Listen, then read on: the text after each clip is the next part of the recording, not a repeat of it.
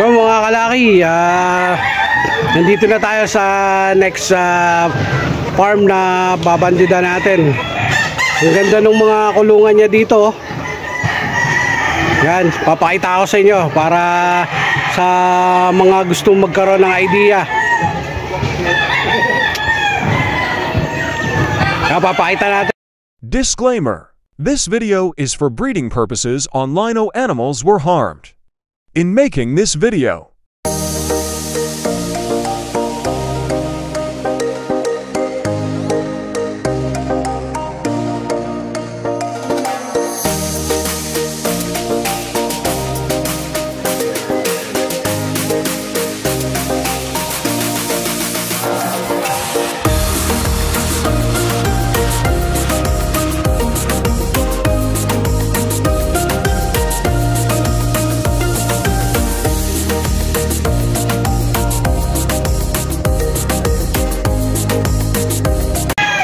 Yan mga kalaki, tingnan nyo yung kulungan na ginawa nila ha.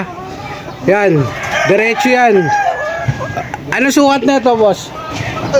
Ito, kada isang ganito. Mga 2 feet to, no? 2 feet siguro to. Dati kasi 2x2x2 siguro yan. Hindi, dati yun kasi 2x2x2 eh. Lumaki rito, enough siguro. Mga 2 and a half.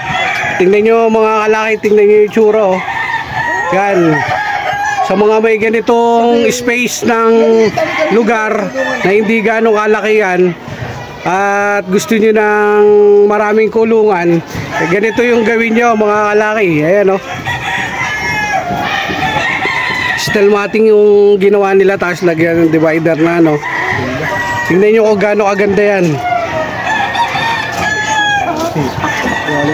Pwede ng hardening din to. Pang hardening mga kalaki. Yan. Tingnan yung kung gaano kaganda yung ayan o. Grabe yung kulungan na yan. 60 na butas yung ginawa nila. Yan. Paikot yan mga kalaki, paikot. Yun po. Tingnan nyo oh. Tingnan nyo kung gaano kadami yan. Pwedeng pang hardening yan mga kalaki. Yung mga katulad nating backyard, lalo yung mga backyard na walang ganong space mga kalaki, pwede nyong gayahin to.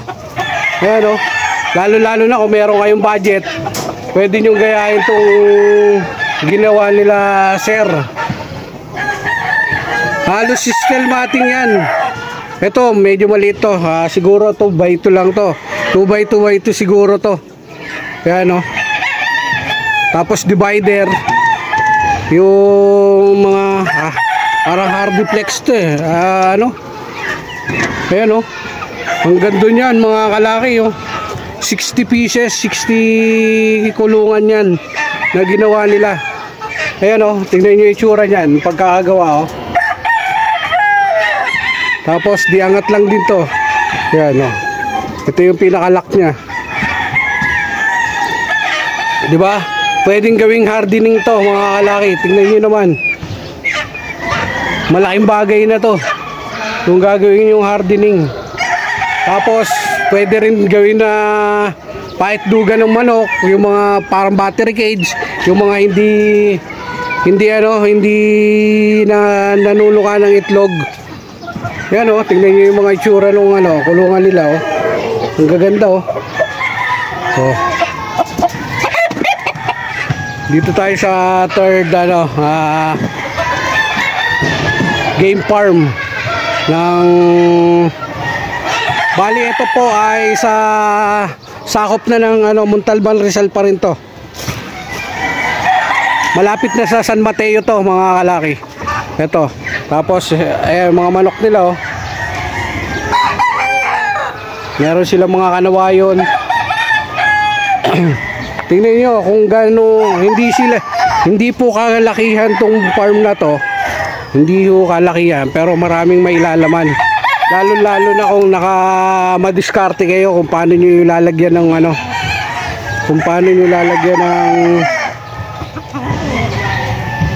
ng TP. So, tingnan nyo binaba. Ito mga kalaki, oh, tingnan nyo siya, ayan oh.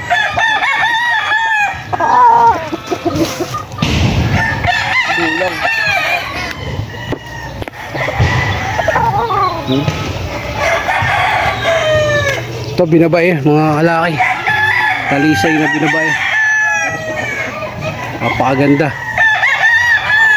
Halos kararating lang namin dito mga kalaki at pagkarating namin pinakain muna kami.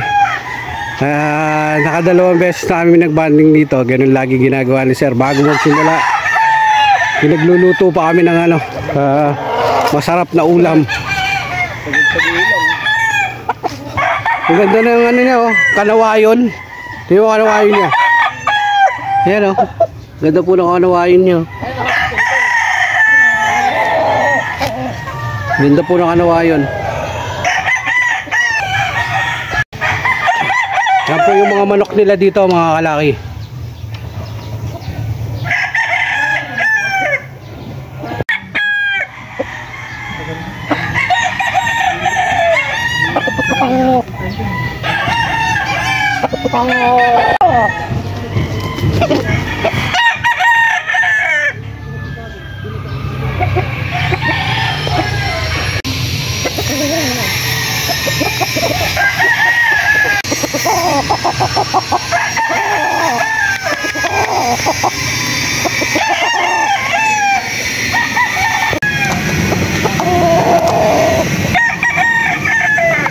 Ang ganda ng gugulang.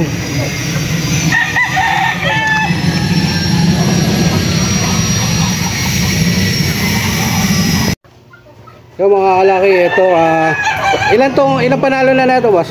Isa lang. Ito one times winner. One times hindi walang kagalos-galos kaya ginawa mo rugkak. Bali old line nila ng Kelso na nagpapanalo pa nung 2019 yung pinag-champion nila sa BNTB. Saraneta. Yan.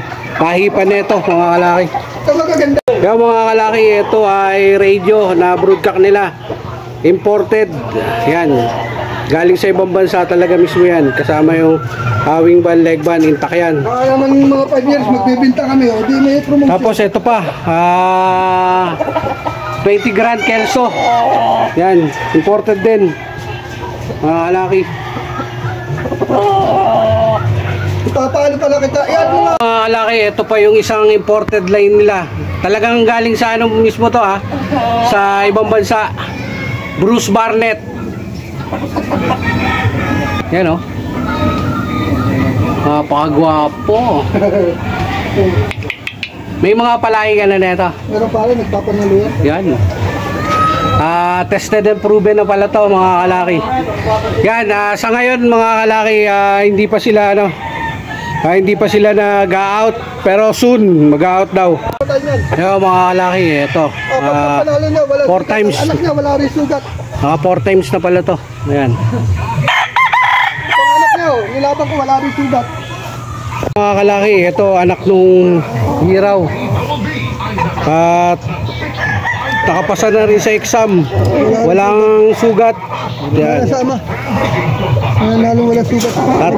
Tatay niya naka 4 times. Ito 1 times na yung anak. Yan. Original. Mga kalaki, ito Dan Gray Rounded. Winner yan. From B-Boy. Pinanalo pa namin sa Araneta yan, 2019. Isa yan sa kaya hindi na ilaban yan. Nakailan na to? Ha? Nakailan? Tatlong panalo. Yan. Tested and proven na rin. Galing kay B-Boy. Binili nila kay B-Boy yan. 3 times na ngayon. Naka 3 times. Dan Gray Rounded. Mga kalaki. Yung kahon mo. Yung mga kalaki, bali ito yung nila kabuuan. Saka yung pinakita ko kanina. Ito si Boss, pangalan Optimus. yan, Boss Optimus. Ang mga entry name din nila si Optimus, di ba? Oh. Yan, bali sir, kung sakasali may magtanong, may pang-out na ba kayo? Wala pa, siguro soon. Pwede na kaming mag-share sa mga kasama natin magsasabong. Bali, anong mga line yung meron dito sa Optimus? Meron kaming white Kelso, galing talaga kay Mr. B-Boy. Meron din kaming Dan Gray Roundhead, galing din kay Mr. Bieber, at saka yung Mel Sims kay Tata Ray. Tataray. Yun. Yan Bali, talaga nagpapanalo namin. Ayun ang tested and proven nyo. Oo, yun ang talaga nagpapanalo namin. Kaya ayun yung binibreed nyo talaga. Ayun ang binibreed namin. Yun. Mga kamaster, kung kami mag-out, ipapablog ko na kay Master Lucky. Meron na kaming 4 na bloodline dito na tested.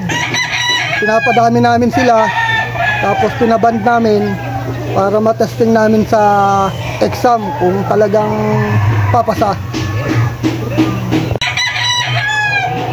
Basta't ito'y magtagumpay lang, isi-share din naman natin ito sa mga kasamahan natin.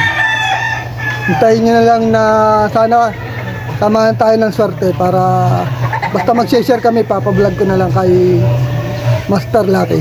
Yun. Thank you. Maraming salamat po.